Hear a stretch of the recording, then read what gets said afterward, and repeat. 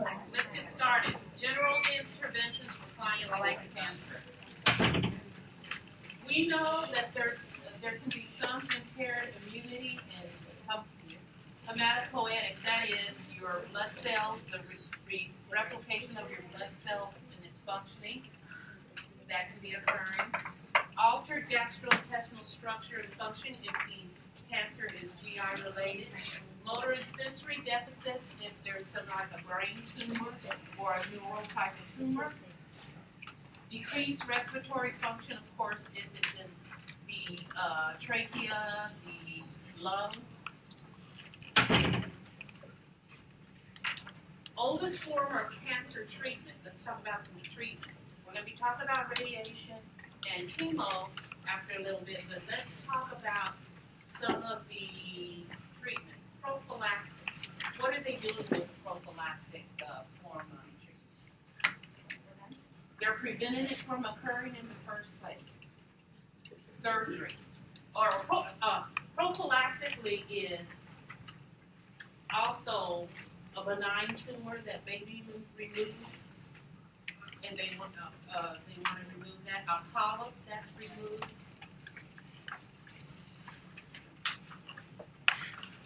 Say they're doing, someone has had some irritation in swallowing or what have you, they may have a upper endoscopy and that polyp's removed and it's sent for cytology to make a diagnosis. Curative, based on what we talked this morning, would you say that most cancers are curative? Because there could be local seeding. Control for cytoreductive surgery, that can be where that if someone has a hypertrophy, that could be in the form of someone who has a TURP, transurethral resection of the prostate. It doesn't matter if it's cancer or benign. That is a reductive type surgery. Layman's term is roto-rooter, where they actually remove some of the prostatic tissue. Palliation is just palliative. You want to promote functioning. It's a palliative measure. To determine efficacy of therapy, surgery might be where that, say you had this person is prone to having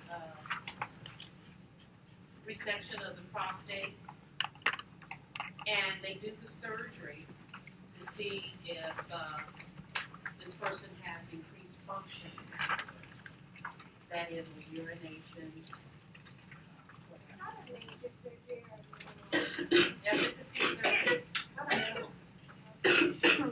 And then reconstruction surgery as cancer treatment.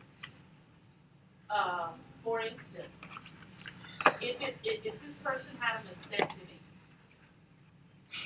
and some people, I've seen some people who have had cancer where that you don't need a mammogram. You can just palpate on that individual.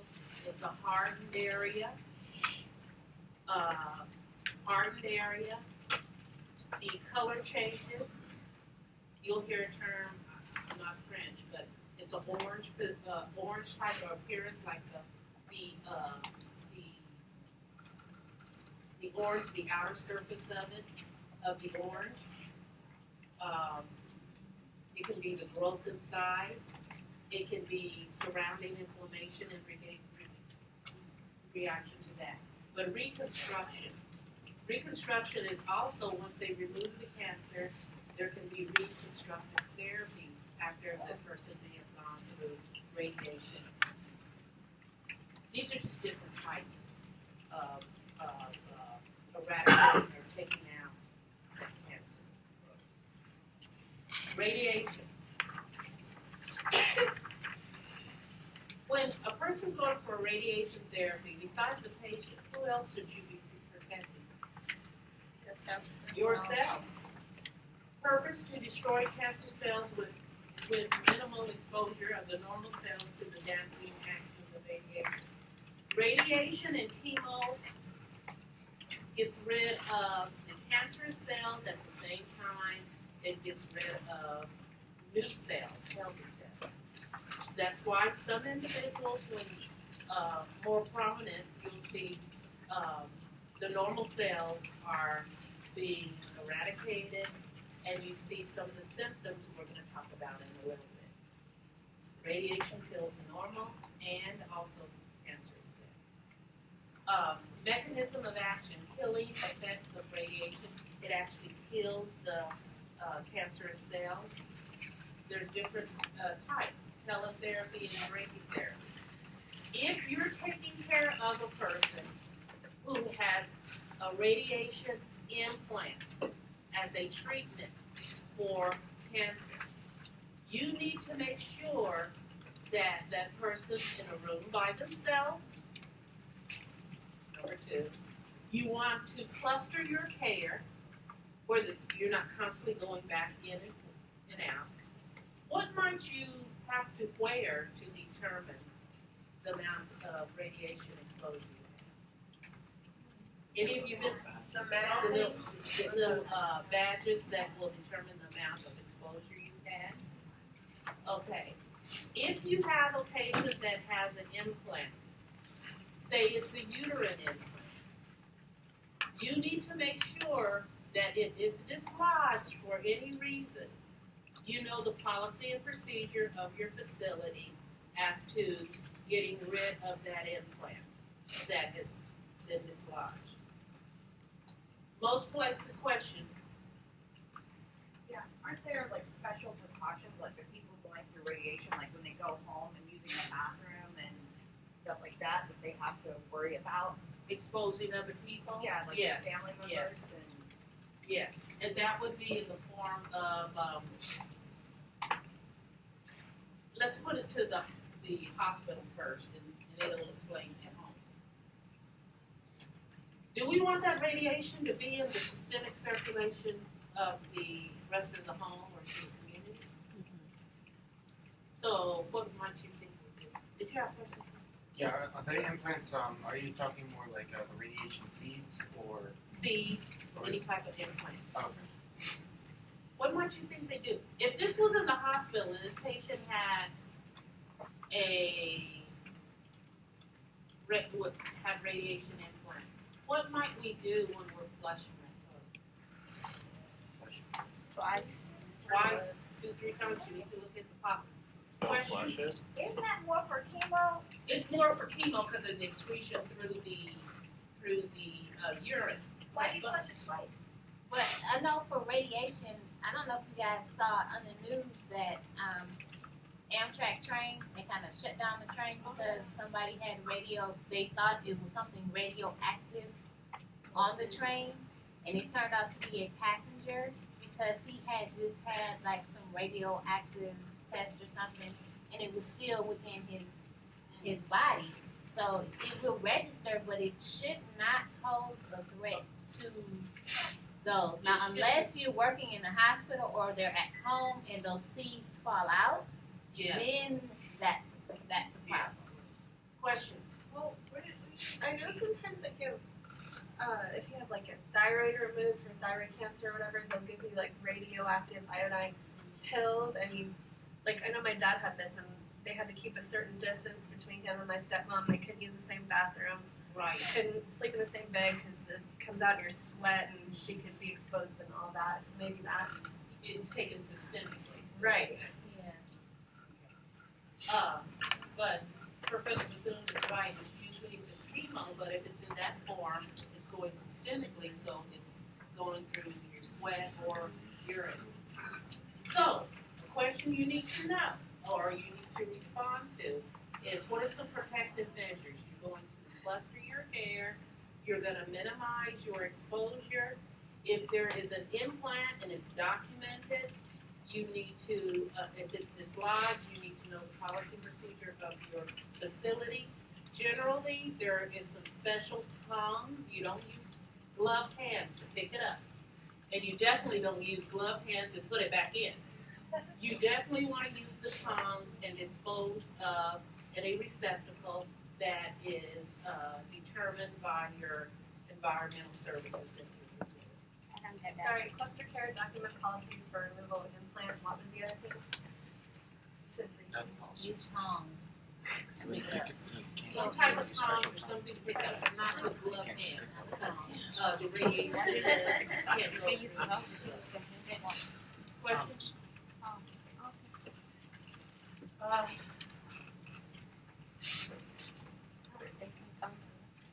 Side effects of radiation. It varies according to the site. Local skin changes is the hair loss, what is hair loss called? Alopecia. That will likely be permanent depending on the total absorbed dose. The lesser the dose, the more retaining of the hair. What are you going to help? What psychologically can you do with the patient? Or I'll ask it this way: what would alert you to the fact that the patient is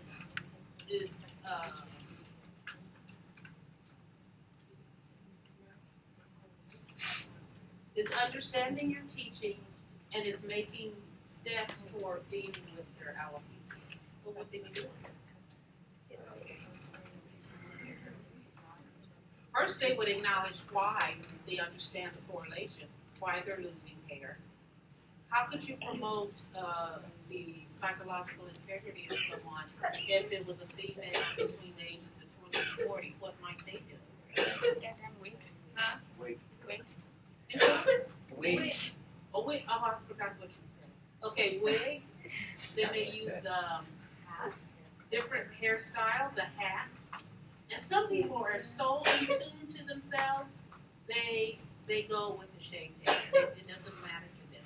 They're so in tune, their integrity, their psychological integrity is intact. And society needs to be in tune to that person feels comfortable with themselves, but it's usually us who don't feel comfortable. Case in point, I was taking one of my little nephews out in the mall one day, and he knew it was a lady, and I knew she had gone to some type of therapy. And he said, here he was, 4 years old, he said, don't she know she's not supposed to shave her head like a man? I said, shh. And the more I went, he got louder. Well, did you hear me? Don't she know she didn't? I said, we need to educate our kids. Of course, he's bad anyway. Honestly, that's how you educate a 3 or 4 year old. Like, you can't. Well, he knew better. He was just doing it to get my vote. You know. Well, you can. You can just tell them that they're sick. And the reason why she shaved her head is because of the medication that she received. And If he would have understood. My son went and called me.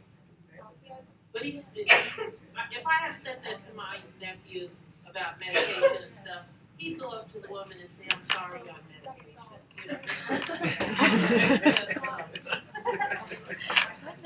Okay. So I don't want to Taste take that. sensations. If this person has oral cancer, and their taste sensations are altered, what could you do to help them so they get the nutrients in? Stuff they like. Foods they like, where that you know they like it. It's not the time to introduce a new cuisine to them. But their taste may be altered to the normal foods, yes. My mom didn't have an appetite at all.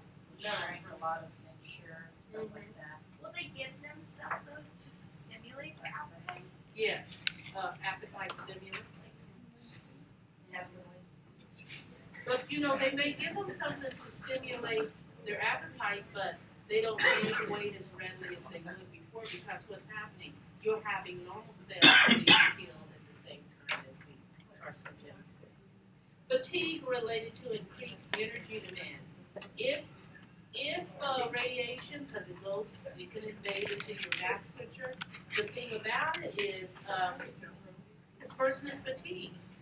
It affects vasculature, it affects bone marrow. Inflammatory responses that cause tissue fibrosis and scarring, that side effect. So that, say someone had a uterine, cancer, you have a question? No, did you have a question about the lecture? No. Oh, okay.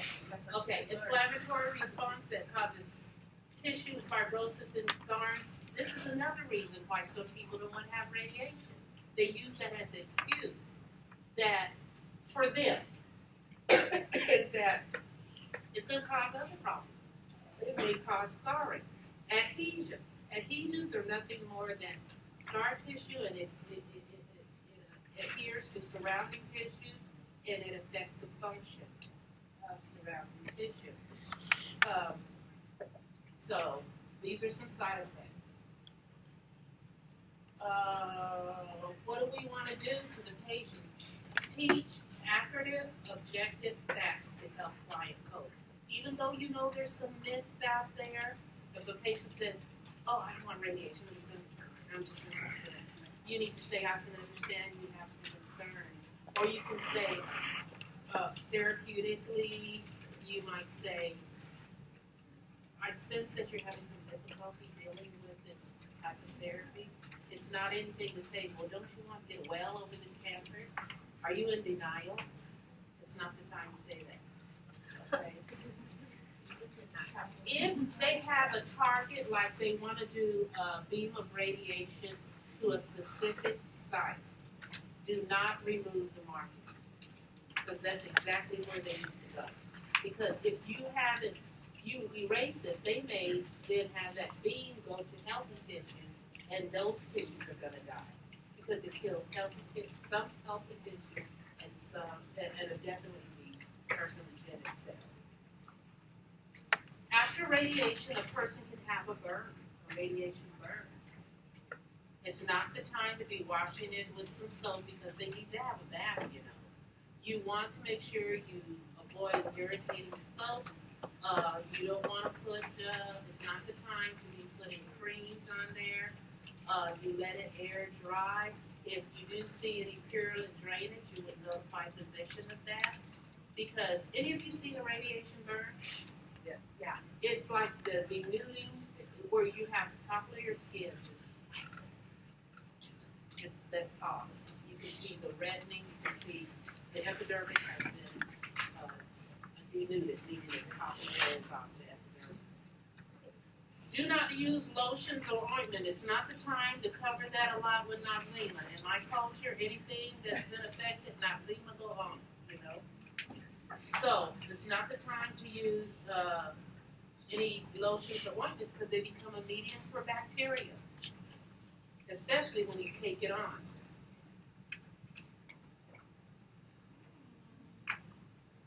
Chemo. Chemo, it affects, especially in the bone marrow, when it goes into, you know, say the person has metastasis to the bone marrow. It affects the immunity of that person. It affects their oxygenation because the red blood cells are synthesized in the bone marrow.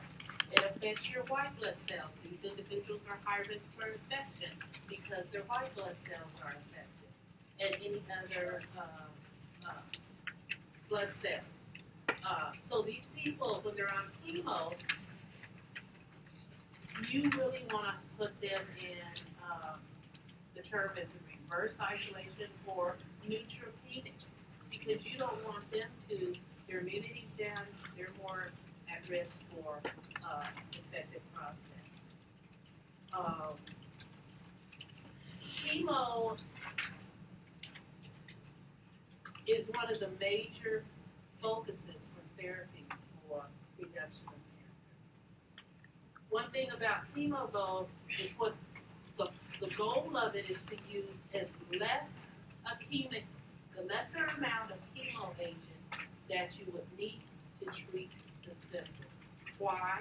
Because the more you use, the more, in the initial stages of treating it, it's going to affect those healthy tissues as well. So, if you see that a physician is using 2 to 3 different agents within a therapy time frame, you need to correlate that with, it's a rapidly growing cancer, and they're trying to be able to eradicate or decrease the occurrence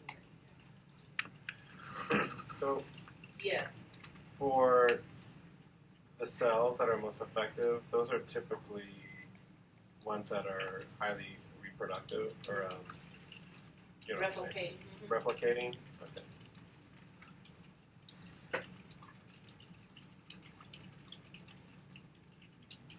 Normal cells are really affected more readily. We talked about the alopecia. What might you think the skin would look like if they're on chemo for a long time? Dry. It may be scaly. Maybe thin, Uh-huh. maybe thinner.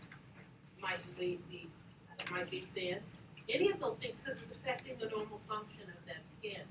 What about intestinal? What do you know happens when you bring another agent and it hits that flora? Pharmacology and it decreases the effects of the normal flora. What would they be prone to? Diarrhea.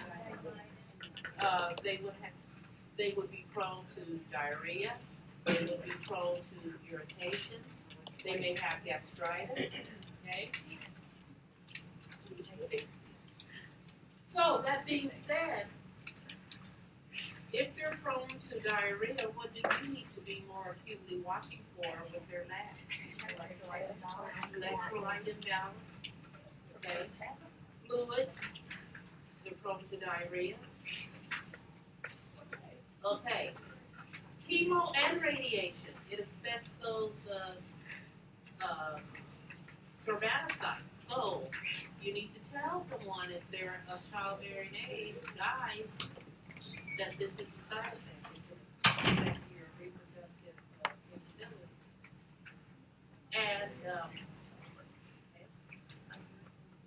And also the blood forming cells.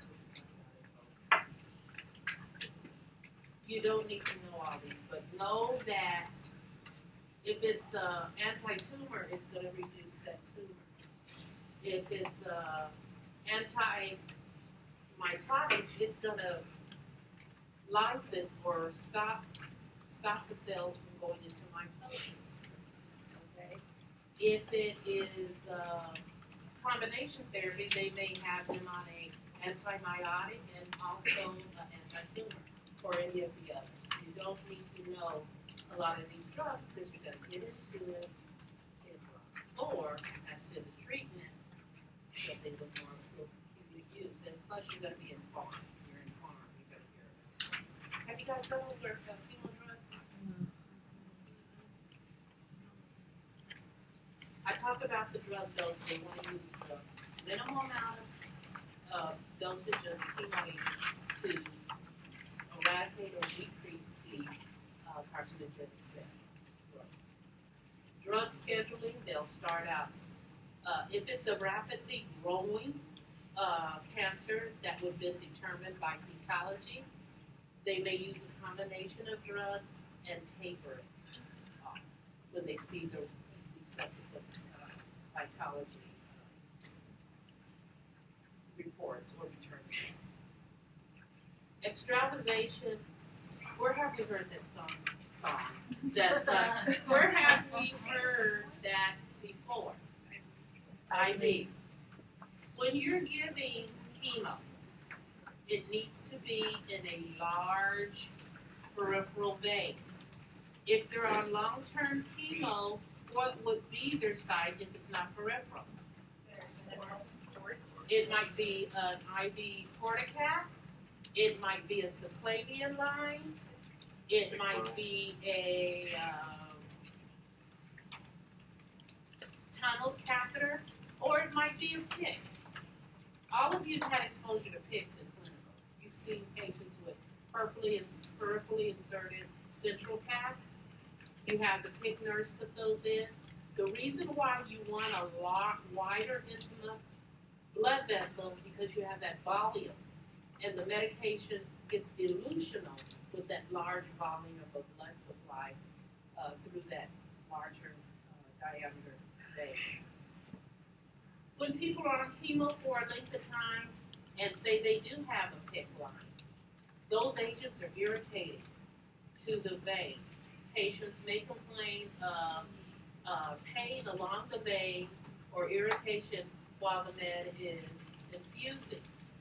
We always, with any type of IV med, but especially with chemo, you want a pre-flush to clear that line and a post-flush. So it's a saline flush before the medication and a saline flush after the medication. If they had extravasation, what would it look like? Even if it wasn't, what would it look like? Red, inflamed. If you don't take, since it affects the vasculature, what would the patient be complaining of? Pain, definitely. If you do not take care of that, what will happen to those cells?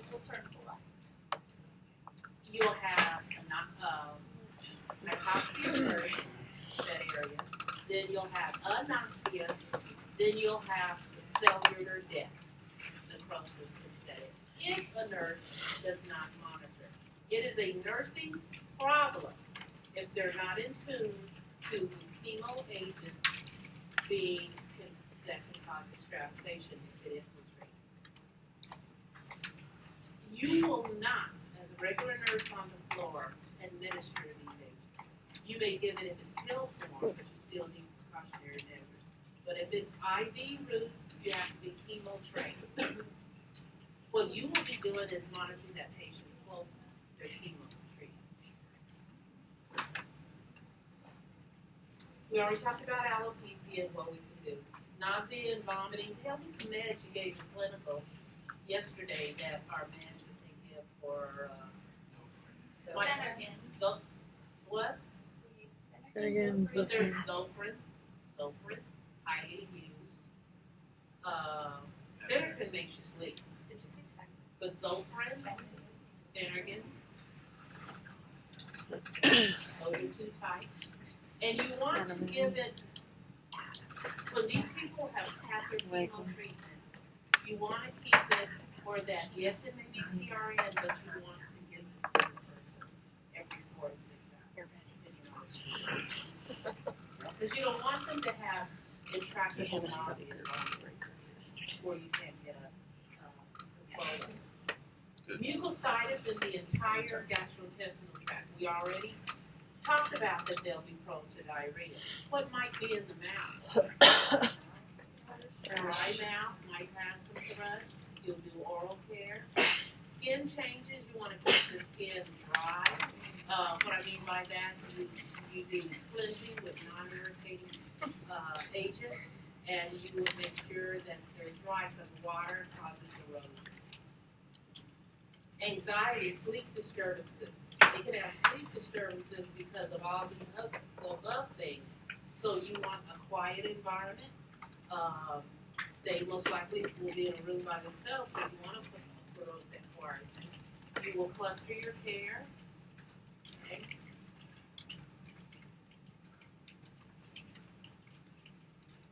We already talked about altered bowel elimination. There may be increased motility, and there are some agents that cause a decrease. Okay?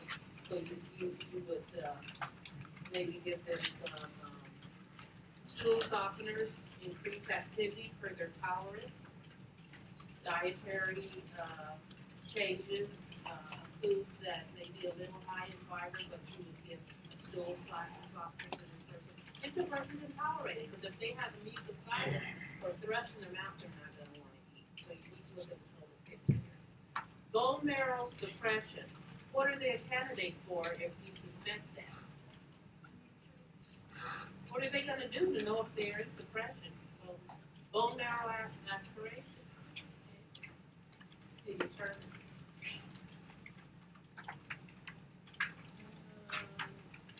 Hormonal manipulation. All I'm going to say there is there are some men who have prosthetic changes, and they will treat them with hormones. Estrogen hormones. That's all I'm going to say there to try to change the morphology of the hypertrophy of the growth.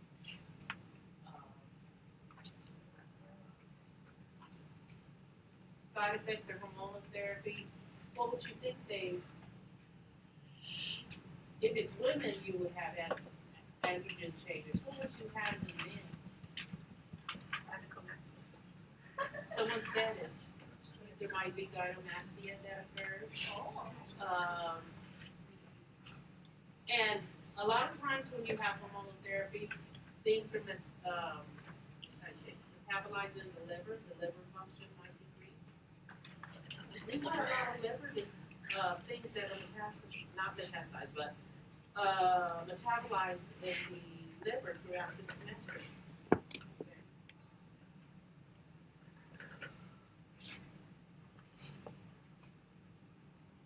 Someone looked ahead, gynecomastia. What could you do for someone who had gynecomastia? Psychologically.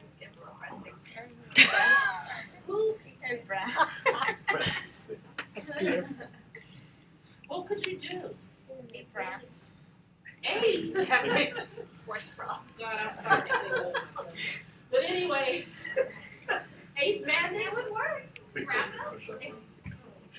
Okay. In other words, you want them to verbalize what they're feeling and validate their feelings. That's not the time for them to be wearing these body shirts. Okay. Loose shirts. Okay. If family is coming, let the family, if it's a male and his wife is coming, allow that time for them to have that interaction. But you're promoting it because a lot of times they feel inadequate, because they feel less than a man. But it's Okay, wait, back that train. Okay. Clarify that statement. Of my statement? Yes, allow them that time to do what, so they can become what? What did I say? It didn't come out right, so Oh, I need you yeah, to okay. clean that up a Okay. little bit. If they are talking to you, you want to allow time for them to say what they're going to say. And you never want to interject your personal feelings. Thank you. What did I say? The way you made it, see, I knew what you was were like this- saying, but it was like you were going to give them a long time. Explore. You know, they can explore the Their- things. their new toy. Okay, sorry. The wife is gonna give the husband a breast exam. Okay, y'all know me by now. And That's not a good to walk in on as a nurse. That's Bio-response modifiers, those are medications that alter the pattern of the carcinogenic growth. That's all I'm saying there. Gene therapy, the main thing you want to do with gene therapy is, if a patient states to you that, oh, my mother, my mother had breast cancer, and then she developed cervical cancer. My sister had breast cancer. What would be your best response to her? Would you would not tell her, oh, you probably did it too.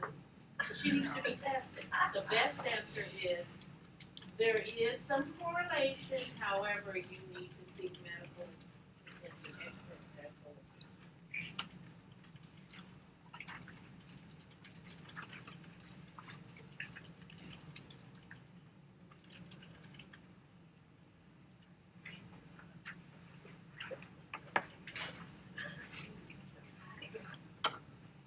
I'm not going to get into the oncology emergencies because that is fourth block. You can read up into it.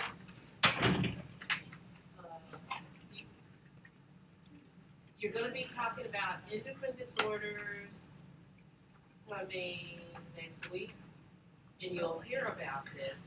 But with some of your chemo agents, it throws you into this condition. Don't worry about it. This is conditions that can occur also. These are all fourth blocks. I put it on here so you can say you've seen it.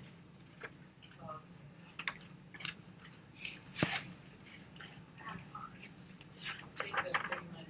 These are all complications. Just know that they exist. I'm not testing on complications. Know that they exist. In the next 20 minutes, I'm going to ask some questions.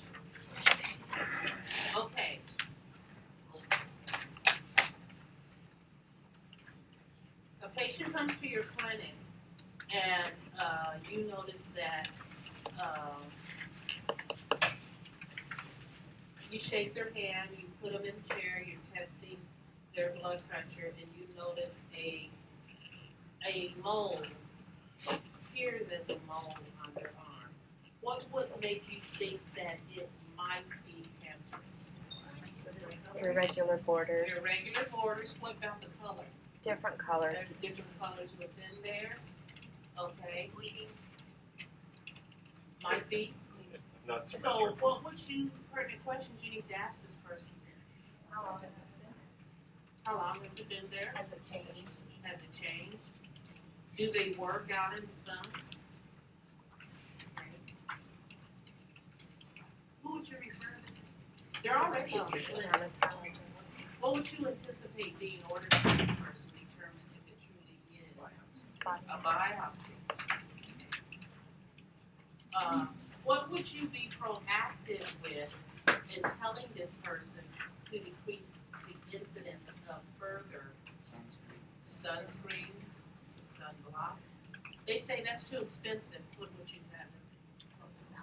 Wear long sleeve. Long sleeve. What else? Get a hat. Cancer's expensive too. Yeah. That What ain't else would you have in order? Hat. Okay. So another way this could be asked is patient says I'm going on vacation. What would you tell them to do? Where? Glass. I said shades, and some of you didn't know what it meant. And Professor Simmons told me they don't know what shades is. I said, you mean sunglasses? Yeah. Okay. Anyway, so they want to wear the use it as opportunity to have them wear sunglasses because what are you preventing there? What eye disorder did we talk about? You said you're saying macular degeneration. Okay. Now let's move from the skin. Oral and throat cancer. What is the main modifiable of smoking and what else? Chewy. Smoking, chewing, dipping. They're all tobacco sources. Modified. Okay. What might they have difficulty doing if they have oral cancer? Swallowing. So that's part of the caution. Okay. Difficulty swallowing. Okay. Moving on down to the lungs. What might a person present with if there's suspicion that there may be cancer? Chronic cough, A weight cough loss. that is persistent, nothing relieves it. So there, you would ask what questions? Do you smoke? How much you smoke? Have you ever tried to quit smoking? Or if it's not smoking, what else could you ask? Where do you work? Where do you work? What are you exposed to? Where do you live? Okay. Yes, you do ask them are they sexually active. Oh, yes. You ask them if they're sexually active, if it's oral or lung, because of STI. HPV. And you ask them whether they are 16 or 8. Okay. Now, moving on down,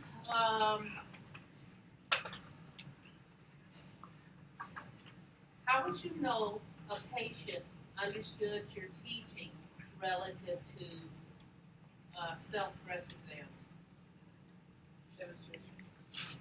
They do a demonstration. They would say to you that I usually check monthly after a shower. They'll say things like, I use circular motions, all these different things. They would not tell you, oh, I check it every time I have my menses, because the hormonal levels can alter. It makes you think there's a lump there and you may not even know. Okay. Besides the BSEs, what else are you going to refer them to for prevention of breast cancer? Actually, what they'll do, they'll have a manual exam with their GYN person, and then they'll be referred for a mammogram.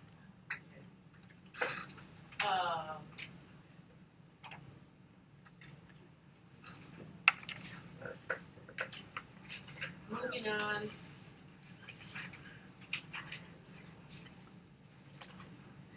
Let's go to TSE. What age group would you start with? Use it as a segue when it's onset of puberty. Okay. How would you know that it's onset of puberty? Basic things. Hair growth in specific areas. Okay.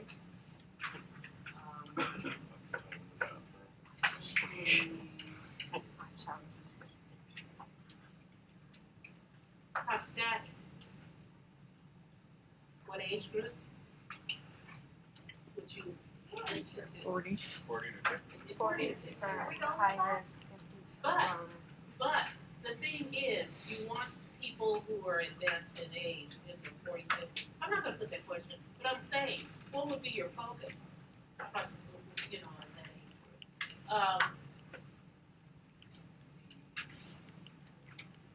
Well, that's the blood test. The person is screening of a manual exam, digital exam. What's the blood test? TSA. TSA. Okay.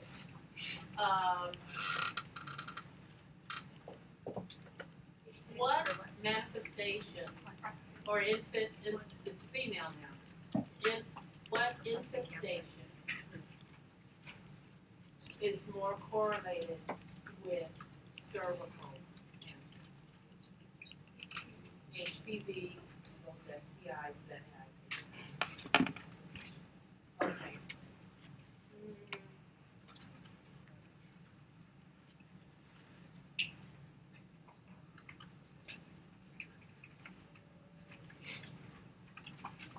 What is modifiable with a person modifying their diet relative to preventing the occurrence of colorectal? Huh? Let's say GI in general. What are some things that are carcinogenic relative to foods they take? Nitrates, Nitrates. hot dogs, smoked meat. What else? High fat. Foods high in fat. What about alcohol? Alcohol also.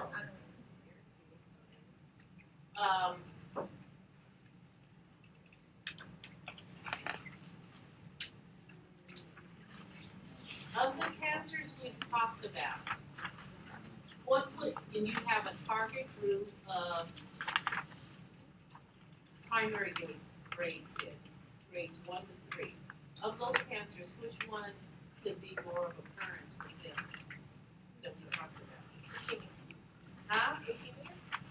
No. We talked about exposure to what? Oh, It could be asbestos, but sun, don't they smell if they're out in the sun and what have you?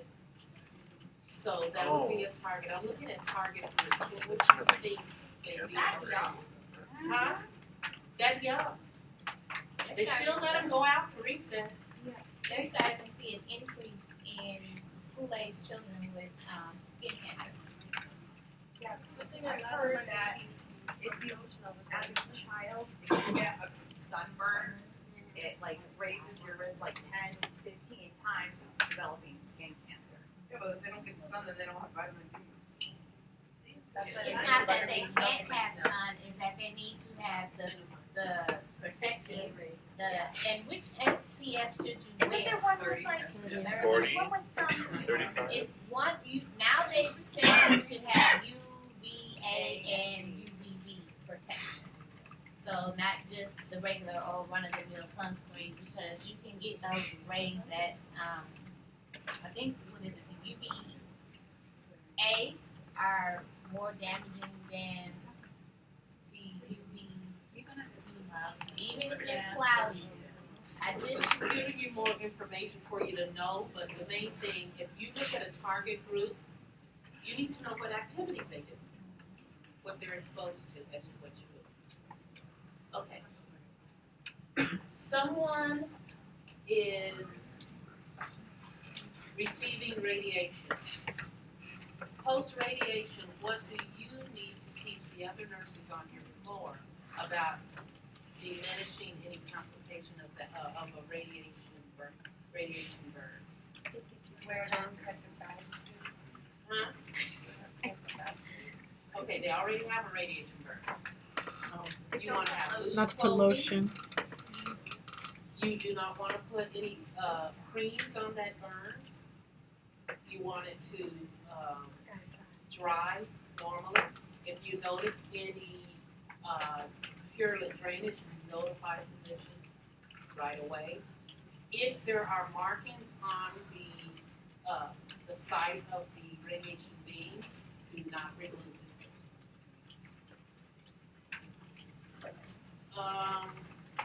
Someone's on chemo. And what would you tell them or teach them that may occur starting at the head? What is the complications of chemo? Lots of hair. Okay. And you're going to have them, if they want to wear a cap, have them wear a cap. If they want to have a wig, allow them to have a wig. Just because they're wearing a cap or wig does not mean that they are not accepting their cancer. It just means they're promoting their own integrity. Some individuals will not wear even one, but that does not mean that they're not doing well psychologically.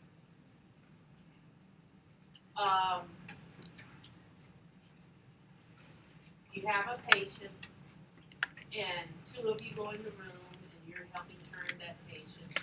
You're doing AM care, and as you turn them, you lift the leg, and they dislodge seeding or an implant. What would you do first? Go ahead and continue making the bed.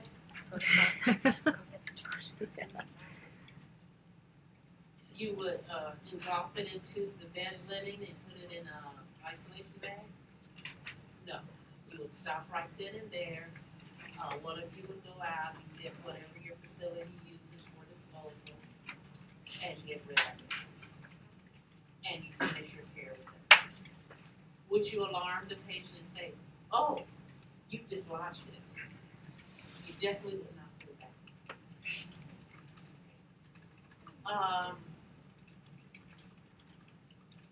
If you're giving a oral chemo drug, do you have to be trained to do it? No. No, not well. Not oral. But what are you going to do to protect yourself if it's oral? Would that be the time to pick it up and put it in the mouth of the patient? You want to use gloves because some of that med can then go through your skin. You're protecting yourself. Let's talk about in the beginning. What's the differentiation of a normal cell and a cancerous cell? Tell me some different things. Abnormal growth. What about the nucleus? There can be more than one. Enlarged. Very large. There might be two nuclei in one cell. There's less cytoplasm. The morphology is not round, it's irregular. And cancer grows erratically and fast. Okay. Grading. Let me give you another grading. A T and M.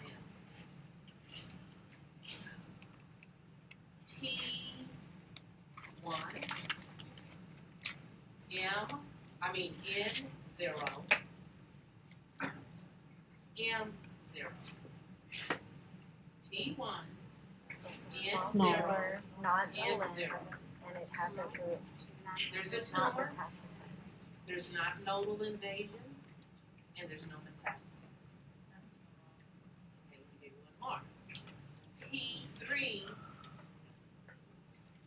N2, M1. So it's a large tumor. large tumor, in the lymph nodes, no involvement. and it's metastasized to a node.